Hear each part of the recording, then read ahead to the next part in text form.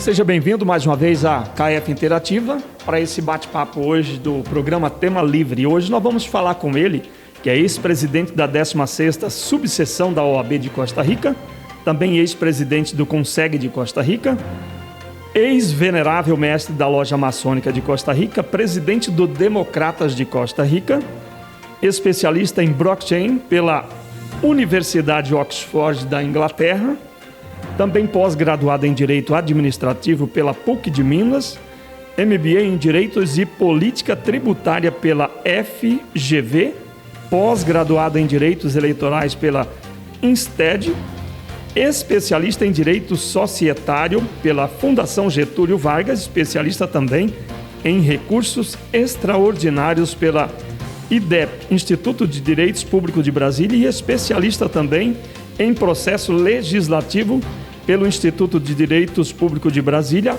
especializado em Direito Tributário pelo Instituto Mackenzie de Brasília, especialista em Direito Privado e a Jurisprudência do STJ pelo Instituto de Direitos Públicos também de Brasília, membro da OAB do Mato Grosso do Sul, de São Paulo, também do Distrito Federal, e membro também da Associação dos Advogados Criminalistas do Estado de São Paulo, a CRIMESP, desde 1995.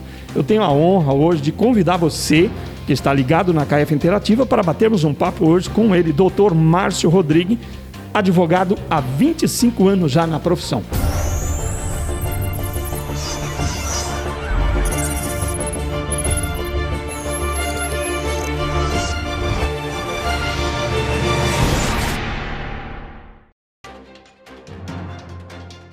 Doutor Márcio, obrigado por nos receber nesta manhã aqui, tirar um tempo do seu trabalho para levar aos nossos ouvintes, aos nossos telespectadores, informações que eu tenho certeza vai somar muito para a vida de muitas pessoas, para a vida de muitos brasileiros. Estamos vivendo um momento diferente, o Brasil passa por uma transição tanto política como governamentais aí, e nós vemos aí que isso tem mexido com a questão da política diretamente. E eu gostaria de começar agradecendo por nos receber nesta manhã. Nós é quem agradecemos, Claudinei, o privilégio de poder falar para um canal tão inovador, tão disruptivo quanto a KF Interativa. Parabéns pelo excelente trabalho que vocês têm desenvolvido aí. É tranquilo para a gente fazer essa pergunta para o Dr. Márcio, porque, como vocês viram aí, o currículo dele é uma pessoa preparada para trazer essas respostas a mim e a você que nos acompanha, né, nessa entrevista. Como que o senhor avalia, doutor Márcio, a questão das eleições para 2022 já? Pois é, Claudinei, essa questão das eleições para 2022 é uma coisa paradoxal, né? A gente está vivendo agora a eleição municipal e nós estamos tratando de uma eleição que está por vir. Talvez a gente devesse, vamos dizer, conversar sobre a eleição atual, né? Mas essa eleição paroquial, ela é uma eleição mais tranquila. A gente sabe como é que ela funciona. A questão é, o que vai sair dessas eleições para as eleições de 2022? E é essa que realmente eu acho que é importante nessa sua pergunta.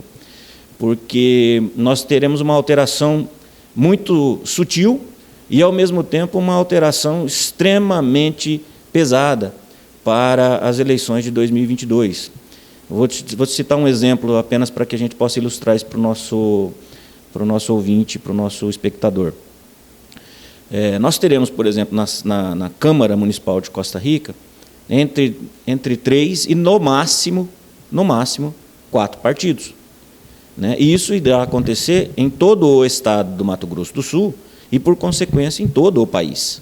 Né? Isso vai impactar diretamente nas alianças para a eleição de 2022. O senhor me diz que isso vai ter um reflexo na questão de coligações para 2022 e número de partidos que reduzem? Exatamente. Não só vai haver essa redução, já inclusive por conta da cláusula de barreiras, da legislação que está aprovada, mas isso vai impactar como o político vai pedir votos no Brasil. né? Então, já para a eleição de 2022, nós teremos políticos já mais alinhados efetivamente à ideologia do voto, que é aquilo que realmente precisa ser representado. Nós precisamos acabar com essa condição de que o político ele se elege por um partido, depois ele migra para o outro, e depois ele vai para o outro. Enfim, é preciso que o político represente o eleitor naquilo que ele acredita. E essa vai ser a grande alteração. O presidente Bolsonaro vai vir com o Aliança, não tenho a menor dúvida que ele conseguirá estruturar o Aliança para disputar as eleições. Tenho convicção de que o Aliança deverá eleger um número enorme de deputados federais, porque a população tem se sentido mal representada pelos deputados que ela votou, né? Vamos dizer, votamos num presidente e votamos nos deputados que diziam que estavam com esse presidente. De repente, esses deputados começam a criar problemas para aprovar aquilo que nós votamos no presidente, dizendo que o mandato é deles. Então, você cria um problema de representação democrática. E essa representação democrática vai ser representada, ou melhor dizendo, ela vai ser mostrada pelo presidente da República na época da campanha, dizendo o seguinte: eu creio, né? Olha, vocês votaram em mim e eu tentei fazer as alterações que vocês pediram, porém, eu não consegui. Então, agora eu preciso que vocês votem nesses políticos que estão comigo, porque esses me garantem, porque eles estão no meu partido, que irão votar de acordo com aquilo que nós queremos. E isso vai influenciar totalmente nas próximas eleições. Estamos falando das eleições para 2022. Exatamente. Que vem com uma nova visão. E eu acredito, doutor Márcio, também que o eleitor ele já está entendendo a maneira de se governar com transparência, eu creio que seja isso. Com certeza. E o eleitor começa a entender finalmente qual é o espectro ideológico do político que pede o voto. Porque isso é importante, né? Então, essa força do presidente Jair Bolsonaro tem obrigado a esquerda a dizer quem é de esquerda, a quem é de centro dizer quem é de centro, e quem é de direita dizer quem é de direita. Então, nós teremos, nessas eleições de 2022, muito provavelmente de 3 a 4 candidatos. Um de esquerda, um de centro, um de direita. Creio eu, basicamente seriam os 3. E aí nós talvez tenhamos alguém de extrema esquerda e alguém de extrema direita, embora eu não conheça ainda nenhum candidato de extrema direita, embora muitos tentem imputar essa pecha ao presidente Bolsonaro, o fato é que ele não é de extrema direita, né? O senhor é a favor da reforma eleitoral? E se é a favor, em que aspecto o senhor é a favor? Sou totalmente favorável à reforma eleitoral. Acho que o Brasil precisa amadurecer nessa questão. Nós precisamos parar com essa história de que a cada 2 anos nós temos uma lei eleitoral. Então, todos os anos nós temos uma lei casuística para as eleições. Nós chegamos num ponto em que o político não pode pedir voto. É como se você tivesse que votar num estranho. É como se você tivesse que votar em alguém e adivinhar se ele vai ser bom ou ruim. Tá certo? Então, nós precisamos garantir que quem quer que seja candidato tem que dizer ao povo por que é candidato. Essa história que a gente tem que obedecer porque está na lei, mas essa história de que não pode pedir voto enquanto é pré-candidato é uma hipocrisia. Nós precisamos saber quem são os candidatos desde o início. Para avaliar, inclusive, acompanhar a vida do cidadão, né? Com certeza. Até porque o candidato, ele também tem o lado dele, e é por isso, de repente, que acontece que o candidato ele tem o contato com o seu eleitor praticamente de 4 em 4 anos só. Exatamente. Mas nós estamos transformando o processo eleitoral em um processo com fim em si mesmo. O que eu quero dizer com isso? É como se as regras do processo eleitoral fossem tão importantes que elas se sobrepõem à própria condição daquilo que elas vieram para regular, que é o voto. Então, o que nós precisamos num processo eleitoral é garantir o voto. É garantir que esse voto seja um voto válido, um voto que não tenha sido viciado. Agora, o voto precisa ser influenciado. É por isso que é partido, por isso que é político. Tá certo? Então, é preciso que a gente respeite essa vontade. Os candidatos, os políticos têm o direito de dizer a que vieram. Correto. E nós não podemos criar normas ou situações em que o processo eleitoral impeça o próprio exercício do sufrágio. Correto. Nós estamos falando com o doutor Márcio a respeito de política. Hoje eu não poderia deixar de fazer essa pergunta para o senhor e para os nossos espectadores. Qual seria a diferença hoje no Brasil de conservadores e progressistas? Qual que é a diferença? Olha, essa é uma questão bastante teórica, Claudinei, eu vou ser bastante objetivo para que a gente não canse os nossos espectadores. Progressistas é um nome bonito que se deu à esquerda, né? Então, a esquerda ela tem essa qualidade que é de atribuir adjetivos de qualidade àqueles que são seus e adjetivos pejorativos àquilo que é contrário a ela, né? Então, quem se diz progressista, o que eu vou te dizer? O progressista é aquele que defende o aborto, o progressista é aquele que defende o fim da família, né? Que entende que a família não é a família tradicional, pai, mãe e filhos, né? Só para exemplificar. Então, nisso, para mim, não há nada de progressismo. Eu acho que para ninguém, né, doutor? Não, para muita gente, sim, né? Então, eu, por exemplo, tenho comigo que o fato de você ser progressista não quer dizer que você esteja a favor do progresso. É por isso que a gente precisa esclarecer isso. E é um esclarecimento muito, mas muito importante. O conservador é aquele que mantém esses valores em perspectiva, ao contrário. Mas não quer dizer que porque você defende uma família tradicional, ou porque você defenda que não exista o aborto, ou porque você defenda o respeito ao pai, o respeito à mãe, o respeito aos idosos, a crença religiosa, não quer dizer que você não seja um progressista, não quer dizer que você seja um retrógrado. Porque o que se tenta imprimir é a condição de que se você é conservador, você é retrógrado. Porque quem conserva é retrógrado. E não é isso. Exatamente. O conservador é aquela pessoa que mantém intactos os valores que foram ensinados pela família. Agora, não quer dizer que você não seja favorável, por exemplo, à alteração da forma da gestão pública, do bom controle administrativo, que você não seja favorável à liberação econômica, à redução de impostos, tá certo? São situações que precisam ser colocadas. Então, a gente entraria em todo um espectro do que seria essa condição de progressistas e conservadores. Mas, basicamente, é isso. Muito importante esclarecimento e eu creio que também é um esclarecimento para você que nos acompanha, muitíssimo importante, sobre a questão de progressistas e conservadores. Então, muito legal. E o senhor também, como uma pessoa que já tem acompanhado o nosso Brasil na questão da política, na sua visão, o governo Bolsonaro ele tem mais acertado ou mais errado? Na minha visão, o governo Bolsonaro tem mais acertado, muito mais. Nós temos, primeiro, são 18 meses de governo e nós não temos um caso de corrupção federal, ainda que o governo esteja sob o maior escrutínio da história da República Brasileira. Isso acho que pela primeira vez no Brasil que se vê falar de um presidente que até o momento não tem uma denúncia de corrupção? Não, acusa-se o presidente de tudo, mas uma coisa não se pode acusá-lo, de corrupto. E se você não tem corrupção, você tem as coisas funcionando. Então a gente precisa entender, a gente, que eu digo, aqueles que perderam a eleição precisam compreender que eles perderam a eleição.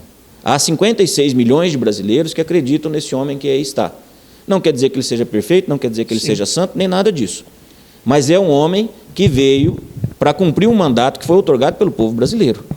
E nós precisamos deixar que ele faça isso. O que a esquerda está tentando fazer é impedir que ele cumpra o mandato que ele recebeu de nós. Então a esquerda talvez não compreenda, é que ao contrariar esse presidente, ela não está contrariando aquele homem, ela está contrariando 56 milhões de pessoas. E quanto mais ela bate naquele homem, mais ela bate nesses 56 milhões de pessoas. E por isso que essas últimas pesquisas já indicam que ele ganharia as eleições de 2022 já no primeiro turno. Isso é importante. Na sua opinião, em qual área que o governo do Bolsonaro tem mais acertado? Eu acho que é na área da gestão. Porque ao impedir que se roube a verba pública, você permite que o dinheiro da educação chegue onde tem que chegar, que o dinheiro da infraestrutura chegue onde tem que chegar, que o dinheiro da agricultura chegue onde ele tem que chegar. Então, quando você retira da equação o roubo, porque isso é um roubo realmente, você permite que o país funcione. O Brasil nunca foi um país pobre. O Brasil sempre foi um país rico. A diferença é que essa riqueza ficava na mão de alguns poucos privilegiados que, desde o Império, vêm controlando essa condição econômica do país. Se nós pegarmos a história brasileira, do Império, da fundação da República, do golpe de Estado do Getúlio Vargas na Revolução Constitucionalista, dali para cá, você pode notar, vá à Câmara dos Deputados, vejam os deputados que estão lá e faça o traço dos seus históricos, e você verá que todos eles que estão controlando os recursos da nação têm vínculos desde a década de 30. Então, nós vivemos na mão de uma oligarquia que foi criada para se beneficiar do povo brasileiro. Essa é a grande ruptura que o Bolsonaro representa. Ele retirou dessas pessoas a condição de gerirem aquilo que elas vinham fazendo. O senhor acha que isso se deve ao fato da maneira como ele trabalhou nas suas eleições, não fazendo barganha, não colocando, não prometendo cargos nem nada, trabalhou independente, ele pôde entrar lá e fazer o trabalho que tem que ser feito sem ter que barganhar cargos, dinheiro e outras coisas mais? Eu creio que sim, mas eu acho que não vai além, Claudinei. Eu creio que o Bolsonaro representa uma vontade reprimida do povo brasileiro. Ele conseguiu amalgamar um desejo reprimido no subconsciente do povo brasileiro. Ele traz na sua história de 28 anos de Câmara dos Deputados uma condição de não ceder. Ele não cede. Então, a história mostra que ele não vai negociar com o sistema. Tá certo? E isso é muito importante do ponto de vista do cidadão, que ele passa por Getúlio Vargas dizendo que vai melhorar, depois ele entra na era de Juscelino Kubitschek, que diz que vai melhorar, e aí você vem um golpe militar que diz que vai melhorar, e aí você entra em 1988, na redemocratização, e agora vai dar tudo certo, e nós passamos mais 30 anos depois de 1988 sobre um regime democrático, e o Brasil continuava sendo um país do futuro. Então, há aí um componente no subconsciente do brasileiro de ter cansado de promessa. Eu imagino que o Bolsonaro, por conta dessa condição de inegociabilidade dos valores dele, ele conquistou o povo brasileiro por isso. E eu acredito que ele vai manter. Ainda que se diga que ele tem negociado com o Centrão para poder permanecer no governo. Se eu puder fazer um parêntese, Claudinei, eu sei que não está na pergunta, mas eu queria dizer o seguinte, se o presidente não fizer algum tipo de negociação, aquilo que ele representa para todos nós estará perdido. Porque o sistema, o mecanismo é muito forte, nós estamos vendo o quanto ele tem lutado para poder se manter. Então é preciso que em algum ponto, enquanto o Congresso não esteja sob a sua condição, vamos dizer, enquanto ele não renove o Congresso para que tenha deputados que votem de acordo com aquilo que o povo brasileiro pediu, para se manter lá, para fazer um mínimo daquilo que o povo brasileiro espera, ele terá que negociar com esses deputados. Agora, a resposta deverá vir em 2022, por isso que eu acho que é tão importante essa eleição.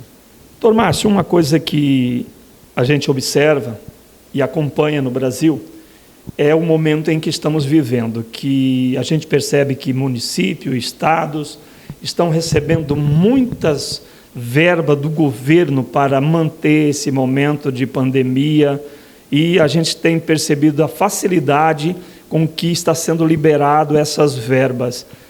O senhor acredita que esse tipo de liberação agora pelo governo federal traz alguma consequência para o futuro do Brasil? Eu imagino que talvez você queira saber se isso poderia ser uma consequência negativa. Negativa para o Brasil. Traria. Se nós tivéssemos um governo que não tivesse compromisso com a responsabilidade fiscal. Mas o ministro Paulo Guedes tem demonstrado que ele tem um compromisso enorme com a responsabilidade fiscal.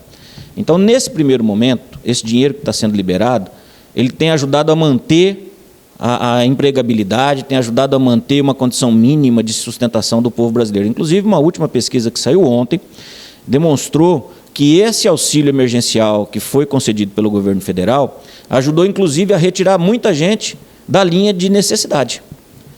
Então, a condição primária nisso tudo seria o que fazer com o rombo nas contas públicas decorrente dessa injeção de um dinheiro que não estava previsto.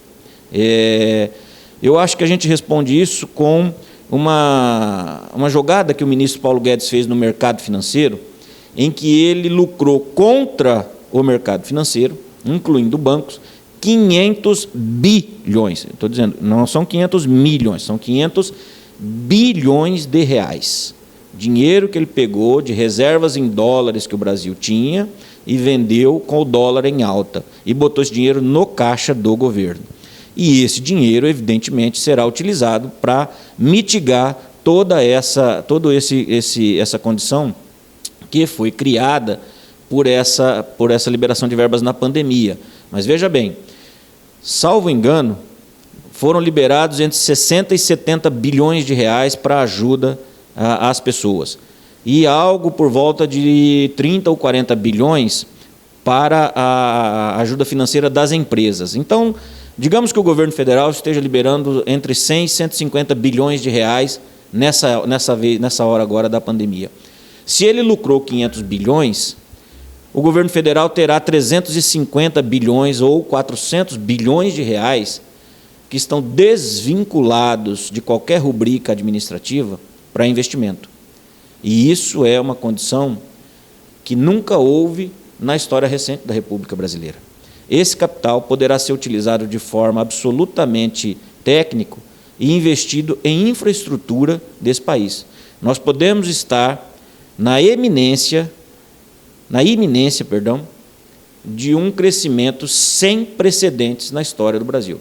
Creio eu que, se as coisas ocorrerem de acordo com aquilo que pensa o governo, se não houver nenhum tipo de impedimento político, nós podemos finalmente começar a ver um crescimento muito grande da economia brasileira. Muito bem, acreditando sempre que o bem vence o mal. Com certeza. Muito bem. Mudando o foco, doutor Márcio, como o senhor vê a questão do agronegócio brasileiro hoje no Brasil? Olha, o agronegócio brasileiro é o que segurou o Brasil nos últimos 20 anos e foi o pilar brasileiro durante essa pandemia.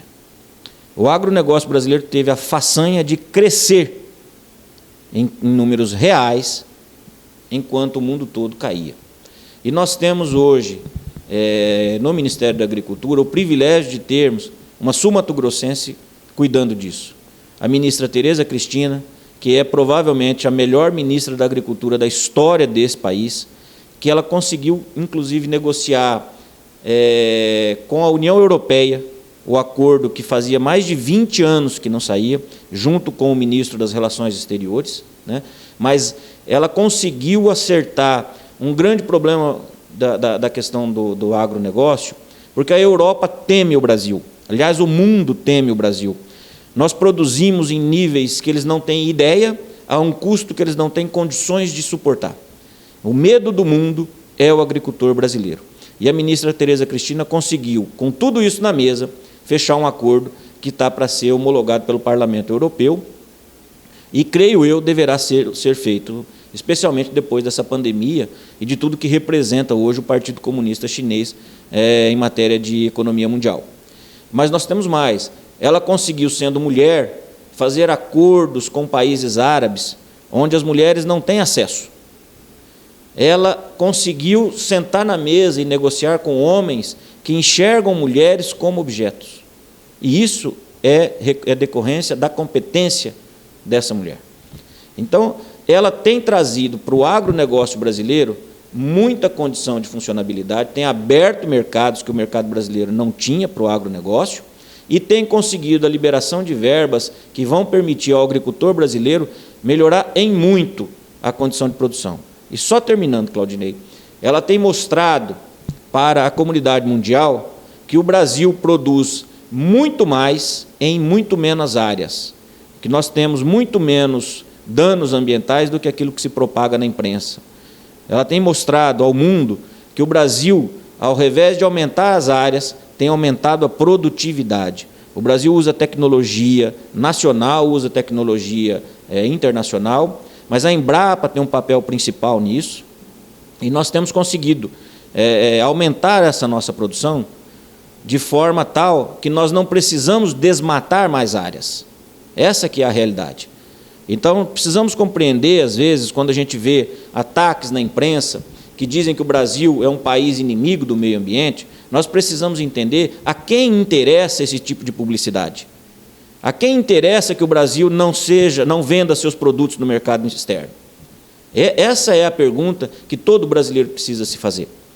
Será que a Europa, o agricultor europeu, quer que a Europa compre o arroz brasileiro por um preço mais barato? Será que o açúcar de cana brasileiro, que é muito melhor do que o açúcar de beterraba francês e que é muito mais barato, será que o europeu quer que esse açúcar chegue lá? É claro que não. Se você for à Holanda, e eu já estive na Holanda, você não vai ver um pé de árvore em lugar nenhum, em mata ciliar nenhuma. E você anda no Brasil, não há rios que não tenham mata ciliar, a não ser aqueles que estão dentro das grandes capitais que já foram desmatados. Mas na grande maioria do território brasileiro, todos os rios têm mata ciliar. Então nós precisamos saber a quem interessa a campanha de difamação ambiental do Brasil. Com certeza não interessa aos brasileiros. Com certeza. Podemos dizer que o agronegócio hoje seria uma das bases fundamental para a economia do país? Ele com certeza é.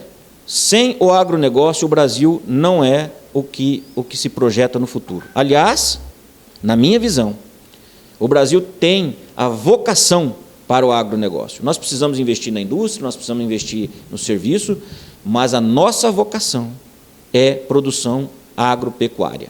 Nós precisamos produzir para o mundo, podemos produzir, temos condições de produzir e temos know-how para isso. Acho que nós temos que investir pesadamente na área de agropecuária. Tá certo. Aproveitando que ontem, doutor Márcio, dia 28, foi dia do agricultor, parabenizar mais uma vez a todos esses agricultores, né, que têm levado a comida na mesa dos brasileiros. Para o senhor, a infraestrutura, na sua opinião, como está indo no Brasil? A infraestrutura brasileira, desde 1986, foi sucateada, né? Eu vou pegar como exemplo a BR, salvo engano, a BR-319, que é a BR que liga Porto Velho a Manaus. Na época do governo militar, essa BR estava asfaltada. Ela foi completamente destruída a partir da redemocratização do país. Há, inclusive, relatos de dinamitização da rodovia. Ela foi dinamitada em diversos pontos para torná-la intransitável. Agora, o governo está religando a BR-319. A Transamazônica está sendo finalizada. A BR-163, que passa por Campo Grande, Cuiabá, vai sair lá no porto, no Pará, que agora me fugiu o nome, se eu não me engano é Macapá, está finalizando o asfaltamento. Tudo isso muda completamente a situação da infraestrutura brasileira. Há uma construção da rodovia leste-oeste, que está ligando o interior da Bahia. Há uma ferrovia ligando, está sendo privatizada, a Malha Paulista. Nós temos uma outra ferrovia, que é a Norte-Sul, que está sendo finalizada. Então, e todas essas ferrovias interligam áreas de produção agrícola brasileira. A BR-319 liga Manaus e Roraima ao Brasil. Aqueles brasileiros têm o direito de serem ligados ao país. Não é porque moram na Amazônia que têm que ficar isolados. Exatamente, né? Não é isso? Então, se criam os parques nacionais, se protege as florestas, mas é preciso se garantir aos cidadãos o direito de ir e vir. É preciso se garantir que quem produz na Zona Franca de Manaus possa trazer o produto para dentro do país de maneira mais barata, que não seja apenas por avião, porque é um transporte caríssimo, né? Então, é aquilo que eu digo, a quem interessa todo esse discurso de terrorismo ambiental? O brasileiro precisa pensar. Nós não defendemos desmatamento de floresta amazônica, mas defendemos o direito de exploração comercial daquilo que pode ser explorado e defendemos o direito do brasileiro de andar no seu próprio território. É soberania do Brasil. E isso o presidente está correto. Nós precisamos do asfaltamento, porque isso vai levar desenvolvimento para o povo do Pará, e, se você lembrar, vai trazer desenvolvimento aqui para o Mato Grosso do Sul. Com certeza. Porque se vai subir indústrias para o norte do Mato Grosso, esse desenvolvimento, obrigatoriamente, ele passará pela 163 e ele passará aqui pela MS 226. Ela vai passar por Costa Rica. Ela tem que chegar lá em cima. O Mato Grosso do Sul será um dos estados mais beneficiados no desenvolvimento do norte do país, porque ele pode se tornar o novo centro de distribuição. O Mato Grosso do Sul fica no meio do Brasil. E isso gera para esse estado uma condição sem precedentes de desenvolvimento, de perspectiva de desenvolvimento, que talvez a gente ainda não tenha pensado. Mas é importante que a gente tenha isso em mente. É importante que a gente saiba que, ao fazer as ligações ferroviárias e rodoviárias, o povo que está lá irá crescer. As vilas que estão lá irão crescer, o desenvolvimento irá chegar e será necessário novas indústrias para suprir a demanda do que está lá. Então, filiais poderão ser instaladas aqui, porque é mais barato o transporte daqui para cima. É mais barato do que sair de São Paulo para chegar lá. Então, nós podemos ter aqui benefícios enormes. O Brasil tem que dar certo, né, doutor? O Brasil só não deu certo ainda, porque ele vinha dando certo para poucos brasileiros. E é isso que nós estamos enxergando hoje. Uma movimentação do mecanismo contra essa situação.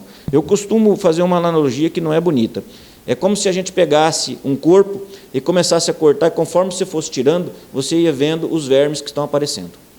Nós ainda temos que tirar muita carne podre para poder chegar naquilo que é bom.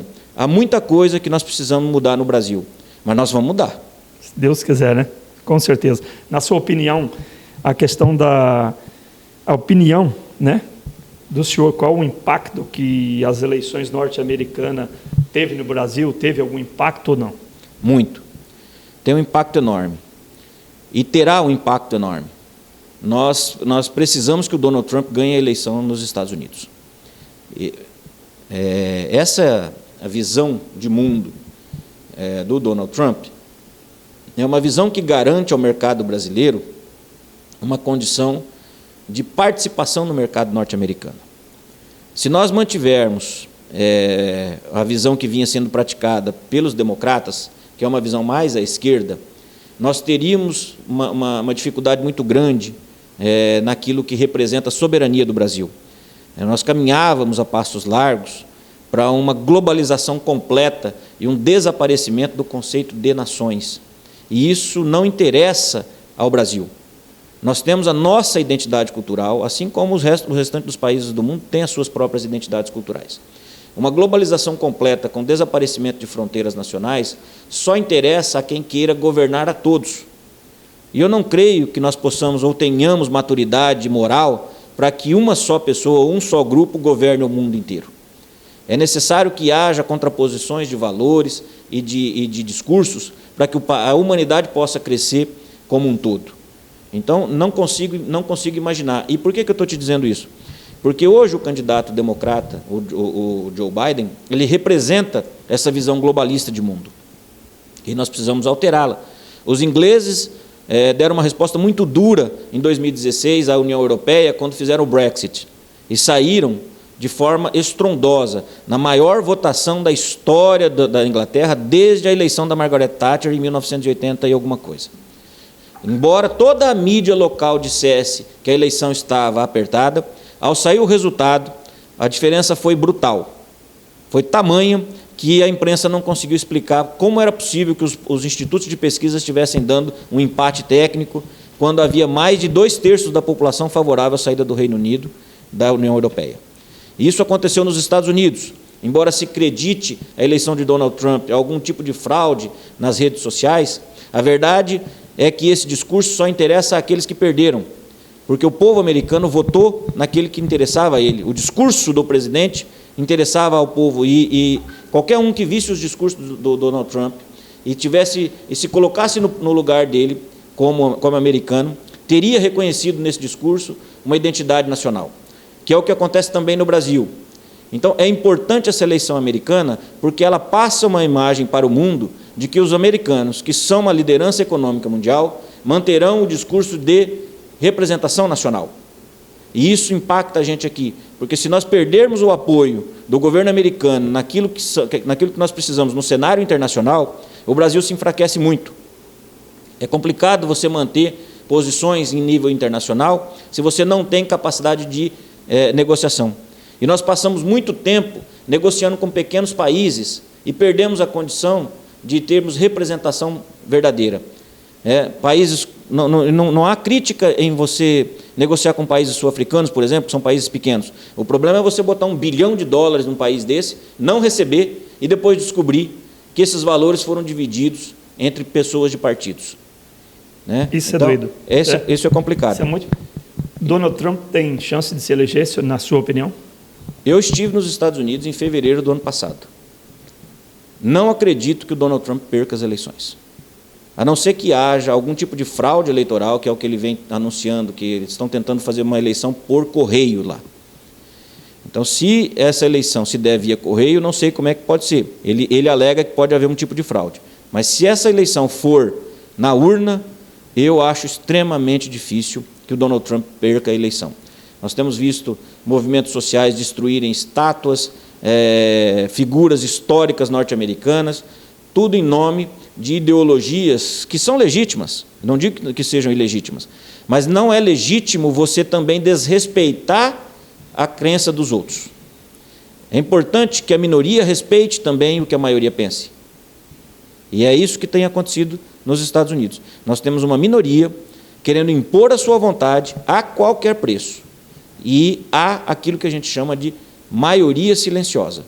E as urnas, geralmente, são implacáveis com essa minoria. E uma coisa que tem também deixado muitas pessoas, até hoje, doutor Márcio, aprendendo a conviver, é a pandemia. Não sei se eu teria a palavra correta para o senhor, esta pandemia, o que ela trouxe, ou para a comunidade, como que o senhor enxerga, que ela trouxe de positivo e de negativo? Essa é uma pergunta boa. Olha, eu acho que de negativo, nós tivemos esse risco de perda de emprego, de renda, que ela efetivamente impactou as famílias do mundo todo, especialmente do Brasil também. Não dá para compreender como que um vírus desse se espalha dessa forma que se espalhou, e no país onde ele se originou, existem apenas 80 mil casos. Um país com 1,5 bilhão de pessoas tem 80 mil casos, e saiu de lá. E em países como o Brasil, nós já temos 1,5 milhão de casos. É uma situação que eu não consigo compreender. E criou-se um pânico. Hoje a gente não sabe o que faz. Nós estamos Todo aqui mundo fazendo está aprendendo, uma entrevista com máscaras, nós não sabemos se isso efetivamente é eficaz, seguro, se não é eficaz. Há pesquisas que dizem que o fato de você respirar dentro da máscara pode te criar um problema no pulmão, em razão de que você estaria reingerindo o gás carbônico que você teria expelido. Então, realmente, uma situação complexa. Eu acho que esse seria um dos aspectos negativos. Aspectos positivos, posso nomear 2. O primeiro seria, efetivamente, essa condição de reaproximação familiar. Nós redescobrimos que o mundo não parou porque nós tivemos que parar. Esse deslocamento temporal que nós acabamos por fazer acabou ajudando a nos tranquilizar, a reduzir um pouco o estresse de emprego. Mas criou outros que têm impactado muitos índices de violência doméstica, e outros tipos, porque você cria... O estresse é um negócio que ele está muito ligado à psicologia. Então, há pessoas que não gostam de ficar em casa, então essas pessoas elas ficam extremamente nervosas ali, elas ficam extremamente inquietas. E há pessoas que precisam ou que não querem trabalhar, e aí você gera um problema de demissão. Então, essa é uma das condições. Mas o aspecto bom é que, na maioria dos casos, pais se reconectaram com filhos, maridos se reconectaram com as esposas, e isso é importante para aquilo que a gente defende, que é a condição familiar. E só fazendo um parêntese, para mim a condição familiar, que eu entendo, é qualquer família. Eu não Exatamente. Tenho aqui preconceitos em relação a que forma de família, mas é família. pai é quem cria, independentemente de gênero, cor, raça ou religião. É isso que eu só gostaria de dizer. A gente é conservador, mas eu não tenho, na minha condição pelo menos, essa questão de preconceito em relação a gênero. Eu acho que a gente precisa respeitar isso. E uma outra coisa, Claudinei, que foi muito boa na pandemia, foi a evolução tecnológica. Nós descobrimos que nós podemos nos comunicar perfeitamente por aplicativos de internet. Então, eu imagino que o prefeito, o candidato a prefeito que estiver atento, ele poderia estabelecer um novo padrão de ensino no Brasil, por exemplo. Até porque isso mudou as eleições passadas e agora vem, eu acredito, com a tecnologia muito mais forte com esse aprendizado da pandemia, né?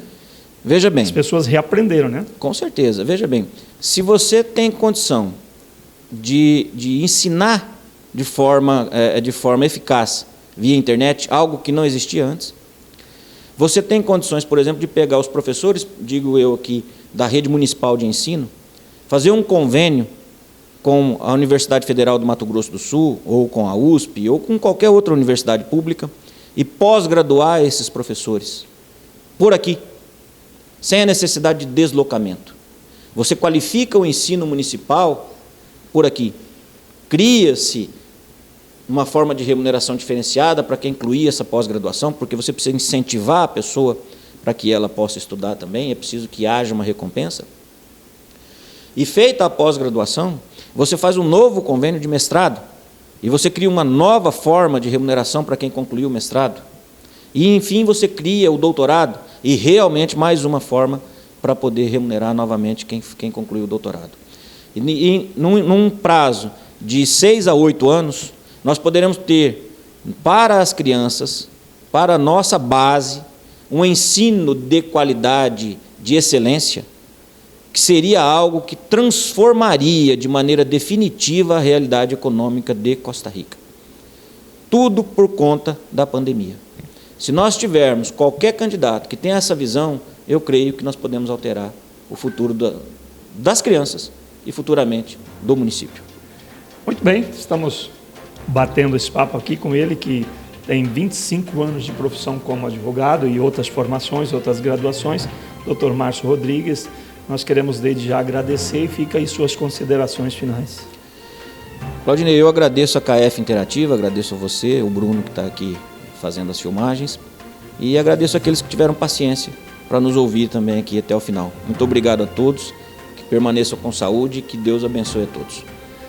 KF Interativa, a qualquer momento vem com mais informações, trazendo novidades para você, te deixando atualizado do que acontece em Costa Rica, no Brasil e, por que não, no mundo. Muito obrigado.